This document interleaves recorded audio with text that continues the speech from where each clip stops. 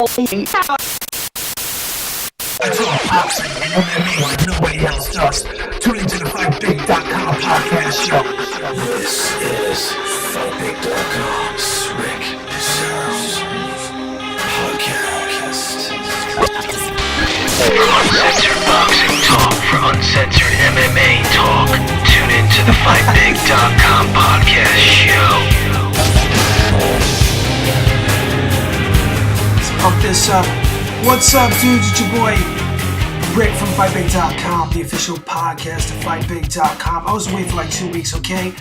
I want to get right into it. I covered the Mayweather thing. If you listen to the podcast on a regular and you subscribe to it, thanks. Then you know where we're standing at. I got to catch up on a lot of things. 2 weeks gone. Been really busy. But dudes, let's get right into it. This is boxing. Here I am. I'm going to try something new with the video camera, put it on YouTube, see how that goes. I predicted the Floyd Mayweather deal would be, Floyd's going to outclass Ortiz. It's old hat. You know what? I kind of like cursed at Floyd before the fight even started. This is going way back. Hindsight is 2020. I just want to start with that.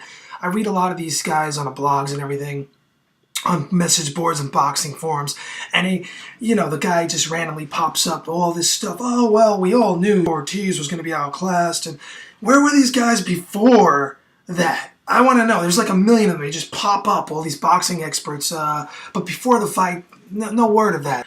But Floyd proved my point.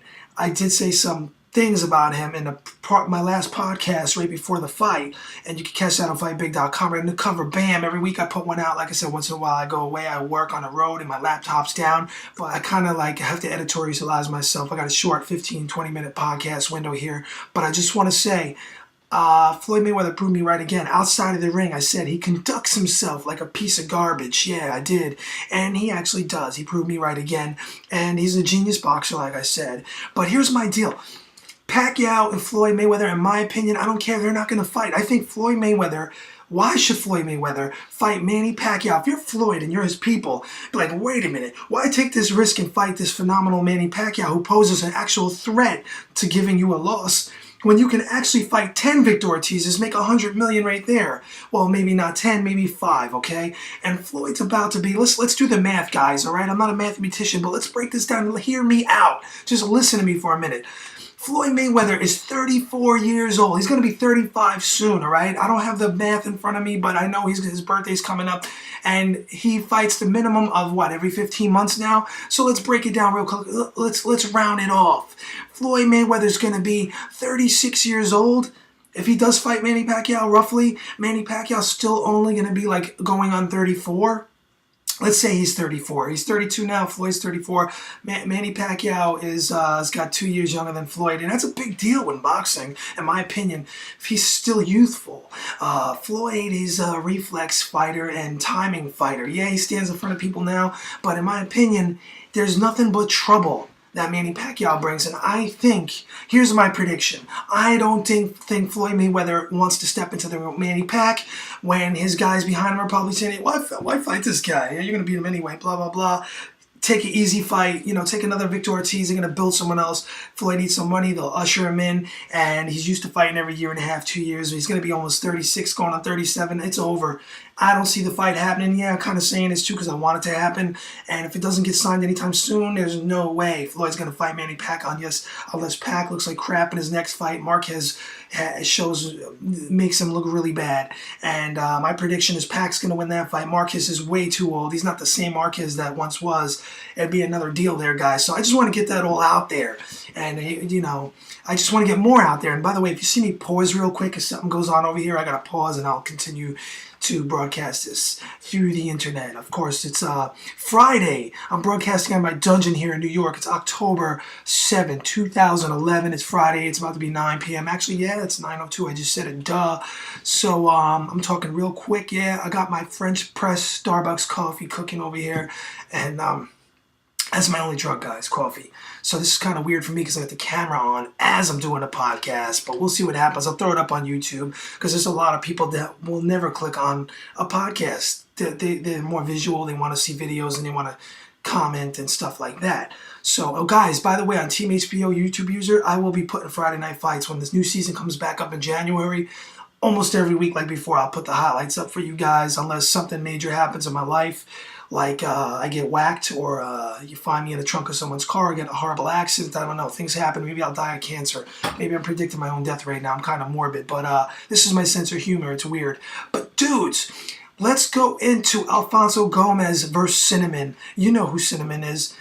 Alvarez, the Saul Alvarez. To me, I've been saying it. He's a hyped up bum. I know. Look, I love Mexican fighters. I love Julio Cesar Chavez. Grew up watching him. I love Barrera Morales. I love that Morales he's back in the game. He won on a pay-per-view and undercard. He won a new WBC title. Even though we know the title is crap, it means something because Morales has it. He's the man. All right. But I gotta tell you guys, HBO, Oscar De La Hoya, and a whole bunch of them are selling us crap. Alvarez is not a superstar. He's a B- fighter. He was struggling against Alfonso Gomez. He looked like garbage. Yeah, he eventually won.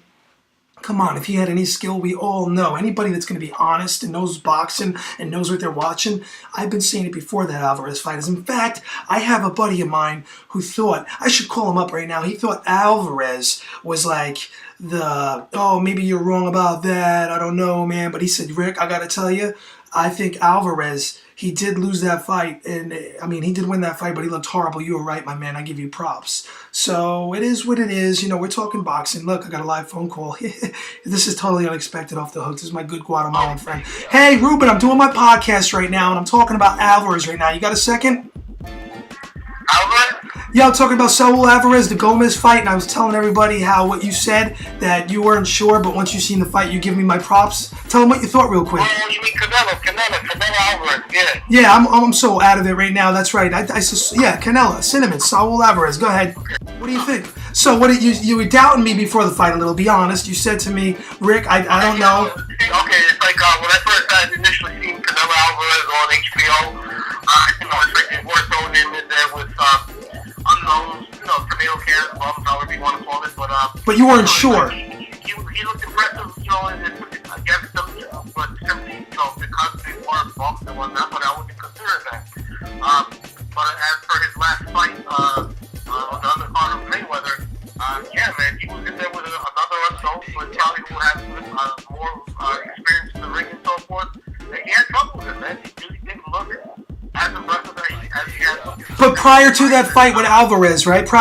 They're calling him a superstar. You heard me going on and on my podcast, and you said, yo, I got to give you your props. Remember you called me? Yep. Yeah, there's most definitely Alvarez. I think I was right. It's one of those, they want to make him he's a paper champion, really. And it's like he's just being hyped up. HBO, that's his fight, that's their fighter, and of course they're going to... All right, you're boring my audience. You're boring my audience. I got to cut you off. Ruben, real quick, give a shout out to all the Spanish people out there watching my podcast and watching I got this filming on the computer. Real quick. Okay, mi gente latina, de nuevo aquí con nuestro amigo Rick Cesaro, el maestro del boxeo. Este hombre siempre sabe lo que habla cuando habla de boxeo y de boxeadores. All right, man. Well, listen, dude, I don't want to cut you off again, but we got to be real quick because these people have a short attention span. This one's going on YouTube, and they don't like to listen and watch. It's very short attention spans on YouTube unless you're doing a head dance and blowing people up with guns. So, dude, I'll get back to you, man, and we'll go out. We'll have some fun. It's Friday night. Maybe we'll go out later, hit a club, see some chicks. All right, man. I'll talk to you later. Thanks for weighing in, buddy. And that's my boy Ruben Medina, and he was live. Peace. Guys, there it is. I just want to add that in there, throw that in there real quick. And come on, Alfonso Gomez. Look, boxing fans, it's vicious because we expect so much of these guys. We're on a high level here. We're not talking about ESPN2, which had a phenomenal year in boxing. I love their fights. I enjoy it. I love seeing guys coming up on an up and up. You don't know them. I love seeing the upsets like Andy Lee. Speaking of Andy Lee, that's another bum. These are the bums of our era awards. I mean, they're putting them on a high level now. Upper echelons to HBO, showing these guys on a big stage. Emmanuel Stewart, I don't know what he sees in Andy Lee. Oh, we kind of found out. He's in love with the guy. He loves him. Once you fall in love with the fighter, they say don't fall in love with the fighter. Andy Lee's a bum. I don't care if he beat Brian Vera in a rematch, all right? He's a bum. He's probably a nice guy. I'd love to talk to him, say what's up, give him a slap five, but I'm like, dude, come on, man. You're not going to be a big champion in this game, I mean, you're not at the top. And they're putting him up there, and especially Alvarez, they're throwing him in there, superstardom, selling some tickets. And Chavez Jr., he's another one. This is a big time joke, and this is why the UFC right now is kind of superseding boxing. They signed a deal with Fox, and they're doing awesome because I would like to say they're more honest with their fans. By the word honest, meaning they have Dana White controlling the whole thing with the Fertitta brothers, and they throw amazing fights, and they don't try to shortchange the people. Like back in the day with wrestling, the WWF, they had the cheap guy versus the good guy, and they throw it on TV. Well, this is what HBO, in my opinion, is doing. If you're following me on this is what they're doing, and it's kind of weak, it's lame. I'm mad at boxing. Hey, I'm pissed off. So thank God I get to watch The Ultimate Fighter. Speaking of Ultimate Fighter, guys, Spike TV, check it out every week. I think it's Wednesday night, I forget. Look, I'm doing this off the head. I didn't take any notes or nothing like this. This is all off the dome right here, but I do have some fight news up here for you guys real quick. We got tomorrow night. Let's switch gears real quick. I said what I had to say with all that. You got UFC 136. Looks to be promising. I can't wait. I'm always down for the UFC. You got Edgar versus Maynard,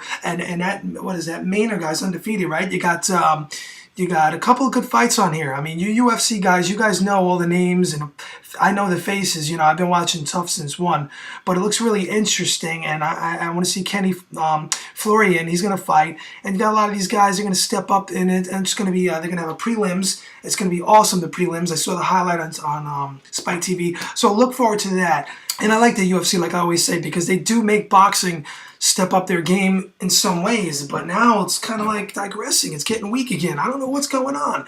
Floyd Mayweather pissed me off. I'm sorry. Look, I paid $60 for that crapola fight, right? That was the sucker punch heard around the world. Yeah, it was legal. Floyd took advantage of it. The guy was, I think, look, let me go right back to this. We're revisiting this real quick. Victor Ortiz was doing, I'll use an analogy, like back in you ever play Fight Night, a video game, and there's a guy online, I've done it before, and he's really good, and he's better than me, and you'll low blow him, you'll headbutt him. That's like with Floyd. He realized, hey, I'm not going to beat this guy. I can't even hit him. He's got Floyd in the ropes, and he's landing like 1 out of 10 shots. Floyd, he's so frustrated. He did like Mike Tyson did with Holyfield. I'm not going to beat him. Let me headbutt him. And he didn't bite the ear, obviously, but hey, karma is a bitch, all right? That these things happened, and look, Floyd is a champion because he has split-second timing in the mind. Boxing is also mental. Not only is he a genius in the ring, he's a ring general, he's a mentally superior to a lot of the fighters he fights. Now, for a fighter to take advantage of what Cortez looked away in that split second, decide, I'm going to knock him out, it's perfectly legal. Floyd's a smart man. I got to give it to him. But it pissed us off. We felt like we got shortchanged or whatever. We were paying $60 for this. He did a split-second decision. He made a split-second decision along with all his skill package that allows him to be a phenomenal champion. But there's going to be a big problem at the end of the day when he's undefeated and he doesn't fight Manny Pacquiao. But I don't see that happening, and I think why fight Manny Pacquiao, like I said before, when you can fight a couple of Victor Ortiz level fighters and win big, get the big money, get the 24/7, and retire undefeated. Floyd goes broke. Down the line, like I said, he'll be doing the seniors tour. Oh, Sergio Martinez, real quick. He looked vulnerable. He's getting a little older, and I think his age is hitting him. He's an awesome guy. I always say he looks like a Spanish Roy Jones. But Sergio Martinez had problems. The guy wasn't a bum, but he won. He came through like a real champion. He's going to be around a little longer, and it's going to be really interesting. Kelly Pavlik, I think he's done mentally. The alcohol, the bottle. I'm just making these notes for 2012 coming up. I think we're going to see big time the bums exposed, the Chavez Jr., Alvarez, like I talked about earlier. We're going to see these guys, Andy Lee.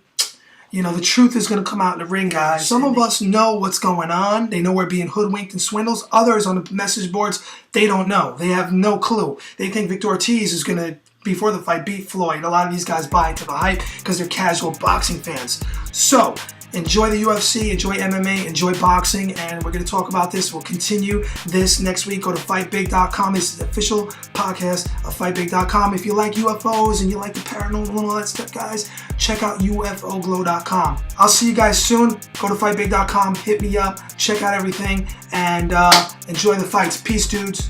For uncensored boxing talk, for uncensored MMA talk, tune in to the FightBig.com podcast show.